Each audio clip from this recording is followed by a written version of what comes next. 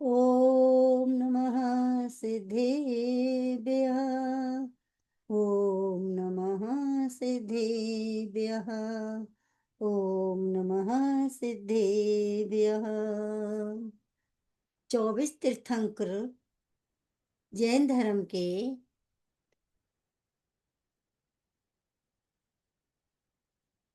संघ संस्थापक एवं वंदनकर्ता हैं। तीर्थंकर पद सबोधी है, सब सम्मति है। चतुर्विधि संघ रूप तीर्थ के संस्थापक हैं। ये संस्थापन प्रतिष्ठावान शाश्वत है। इसका अक्षयाधार सद्धर्म है। ये धर्म दृष्टि की क्षुद्रताओं को समाप्त करके विराट विभूता को प्राप्त करने का माध्यम है। धर्म को धारण किए बगैर शाश्वत आनंद, मोक्ष या निर्वाण को प्राप्त नहीं किया जा सकता। चतुर्विधि संघ इस धर्म को प्राप्त करने, धारण करने का समवाय है। संघ के बिना ना तो कोई तीर्थ है और ना ही तीर्थंकर। जैन आगम भगवती सूत्र में उल्लेख है कि तीर्थंकर समश्रवण में देशना देने के लिए सिंहासन पर बैठते हैं, तब नमो तिथस के रूप में संघ तीर्थ को नमस्कार करते हैं। महान समन्वयवादी आचार्य अरिभद्र के महान ग्रंथ ललित विस्तरा में एक सुंदर प्रसंग है। उसमें एक प्रश्न है, भगवान के द्वारा तीर्थ को ये बंधन किस लिए? आचार्य ने कहा, यह तो एक कल्प है, क्योंकि तीर्थंकर का महत्व तीर्थ स्थापना है। संसार सागर को तैरकर पार करने का महत्वपूर्ण साधन है तीर्थ। इसीलिए धर्म तीर्थ महान है। इसी कारण भगवती सूत्र में नमो तिथस और ललित विस्तरा में आचार्य हरिभद्र सूरी ने नमस्तीर्थाय लिखकर तीर्थंकरों द्वारा तीर्थ को नमस्कार करने का उल्लेख किया है। इस उल्लेख से ज्ञात होता है तीर्थ कितना पावन एवं महान है कि अपनी रचना को रचनाकार स्वयं नमस्कार करता है, क्योंकि वास्तव में धर्म तीर्थ संसार के कल्याण के लिए है।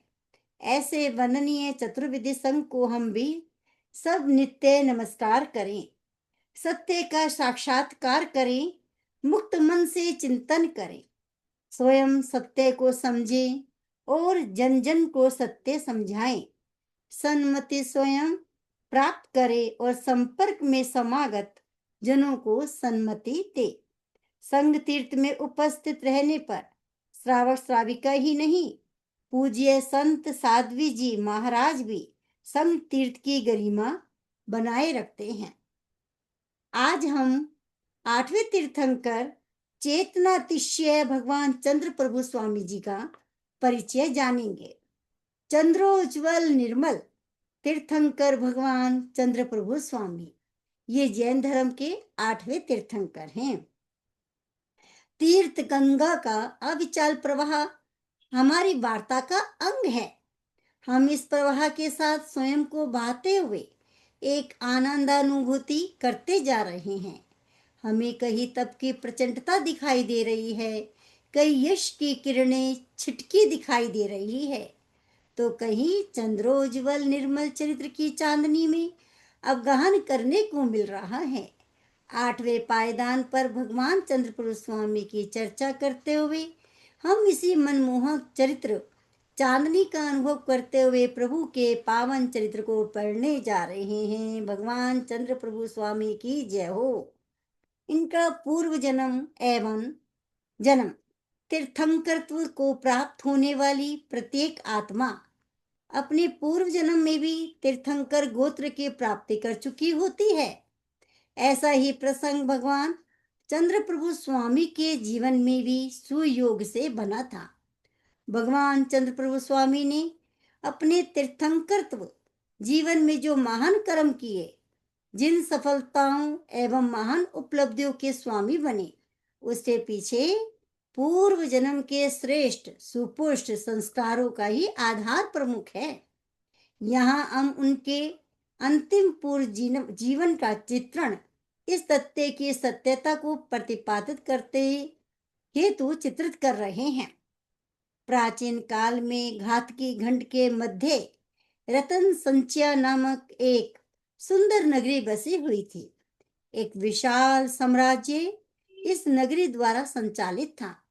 चंद्रप्रभु स्वामी का पूर्व जन्म इसी राज्य के राजा के रूप में महाराज पदम नाम से विस्तृत था। राजा पदम उच्च कोटि के योग साधक थे। सतत साधना के प्रभाव स्वरूप महाराज पदम के चित्त में विरक्ति उत्पन्न होने लगी और वे संसार त्याग कर साधक जीवन व्यतीत करने की, आत्म कल्याण करने की उत्कट अभिलाषा से परिपूर्ण थे। ऐसी मानसिक दशा में आपका देहावसान होने पर ये विजय विमान में अहमेंद्र देव बने।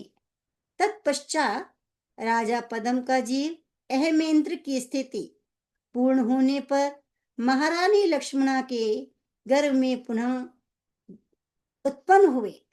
यह प्रसंग चैत्र कृष्ण पंचमी का है और तब अनुराधा नक्षत्र का योग था।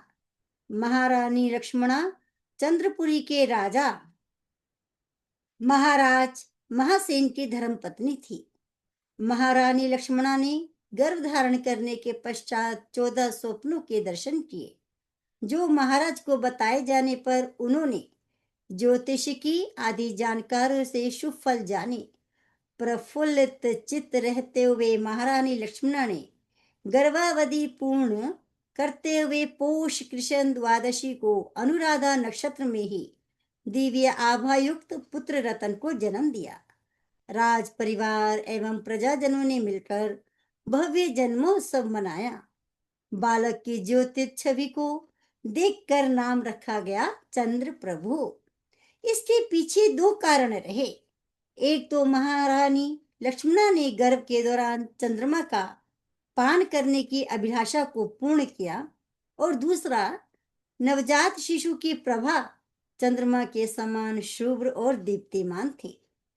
पूर्व संस्कारों के प्रभाव से चंद्र प्रभु में गंभीरता, चिंतनशीलता और सांसारिक आकर्षणों के प्रति अनासक्ति के तत्व बाल्यावस्था में ही विद्यमान थे। आयु के साथ साथ इन गुणों में अभिवृद्धि होती गई। एक बार की बात है, कुमार चंद्र प्रभु को किशोर उम्र के बच्चों में खेलने हेतु भेजा गया, लेकिन खेलने खाने की उम्र में ही कुमार ने इस सब चीजों को जब व्यर्थ बताया तो राज परिवार चिंतित हो गया। उन्होंने सोचा कि कहीं राजकुमार चंद्र प्रभु उदासीनता की स्थिति में वैरागी जीवन जीने को तो तत्पर नहीं है। कुछ लोगों ने परामर्श किया कि बालक का यदि विवाह कर दिया जाए तो स्त्रियां अपने ढंग से पुरुष को अपने स्वभावानुसार ढाल लिया करती हैं, संसार से जोड़ लिया करती हैं। इस मान्यता के अनुसार महाराजा महासेन ने सुंदरतम राजकन्याओं के साथ चंद्र प्रभु जी का विवाह करवा दिया। युवराज ने माता पिता के निर्णय को स्वीकार करते हुए गृहस्थ जीवन में प्रवेश तो कर लिया, लेकिन ये निर्वेद पर, निवृत्ति पर, अनासक्त भाव पर, वात्सल्य, ममता और मोह की अस्थायी विजय मात्र ही थी। उन्होंने राज्य सत्ता और दाम्पत्य जीवन दोनों के बीच में रहते हुए भी अधिवाद का स्पर्श नहीं किया। पवित्र कर्तव्य के नाते वे दोनों ही दायित्व को निभाते रहे। चंद्र प्रभु परम बलवान, शूरवीर और पराक्रमी तो थे ही, किंतु व्यवहार में पूर्ण अहिंसक भी थे। उनकी शक्ति सदैव परहितकातर भाव को पोषित करने में लगी रही। वे तो शत्रुओं पर भी मैत्री और प्रेम अस्त्र से नियंत्रण करते थे, आतंक से नहीं।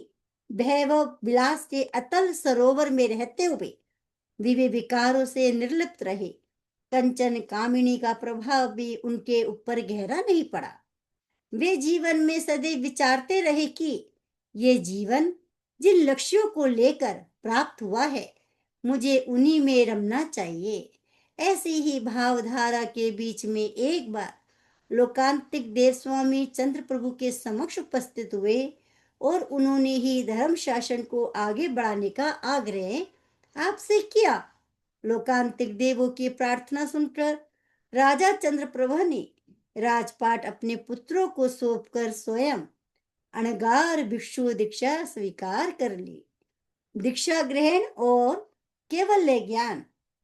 चंद्र प्रभु ने पोष कृष्ण त्रयोदशी को अनुराधा नक्षत्र के श्रेष्ठ योग में चंद्रायना नगरी में दीक्षा ग्रहण की। आपकी दीक्षा के समय आपकी पालकी का नाम अपराजिता था। हेमंत ऋतु में सहस्त्रमा आम्र वन के मध्य उन्नाग वृक्ष के नीचे दिन के चौथे प्रहर में प्रंकासन में बैठते हुए आपने दीक्षा स्वीकार करी। इस अवसर पर इंद्रादिक देवों ने देवदूष्य वस्त्र भेंट किए। चंद्रप्रभु स्वामी दीक्षा के समय 3 करण 3 योग से मन प्रज्ञानी थे। आपके साथ 1000 से अधिक लोगों ने दीक्षा स्वीकार की। बेला तप पूर्ण करते हुए आपने पदम खंड के नलिन नगर में परमानंद खीर द्वारा प्रथम पारणा किया।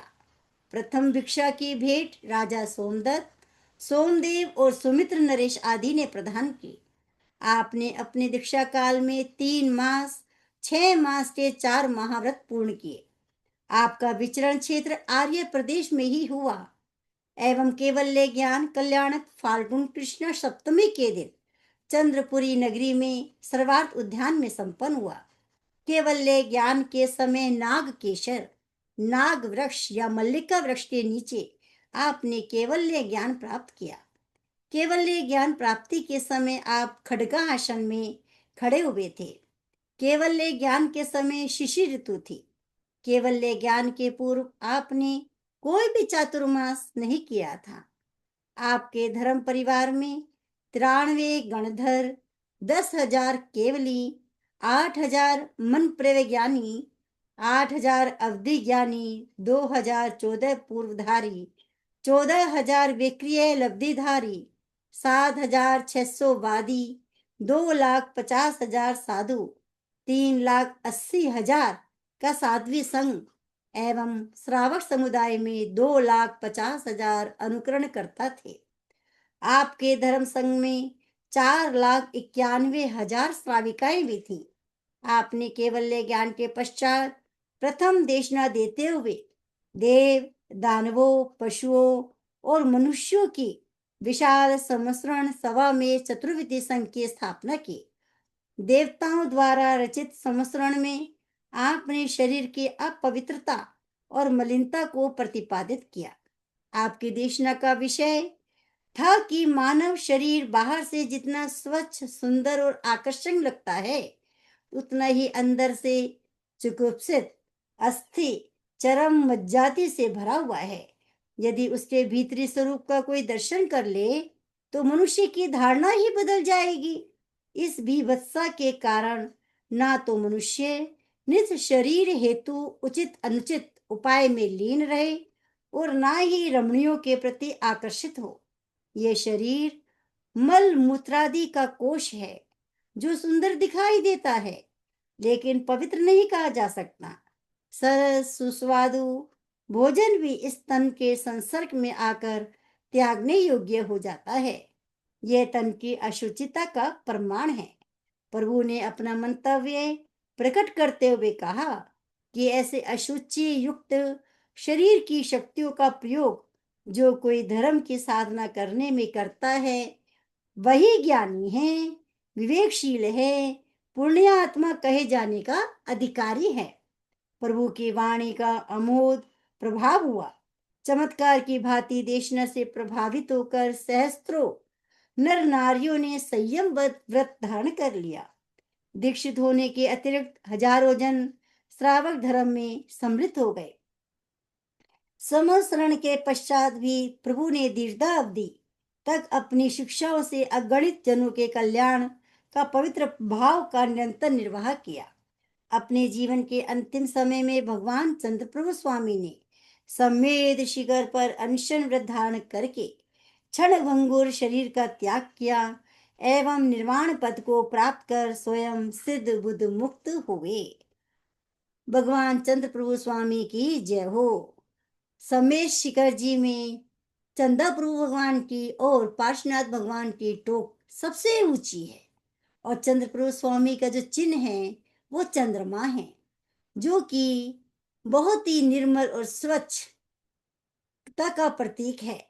हम चंदा प्रभु स्वामी क्या जब तप आराधना पूजा भक्ति करते हैं तो हमारी कर्म की कलिमलता दूर होती जाएगी और स्वच्छ निर्मल और आत्मा के अनंत सुख की प्राप्ति होगी।